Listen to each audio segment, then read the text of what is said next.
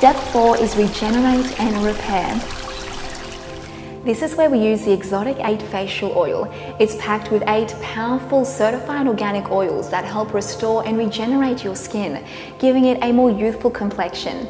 It's 95% organic certified, containing Chia, Pomegranate, Rice Bran, Camelia, Peach, Borage, Grapeseed and Seabuckthorn oils that help reduce the signs of aging, as well as Acerola and black tea, 2 strong antioxidants. Acerola has a very strong content of vitamin C, which may help reduce skin pigmentation.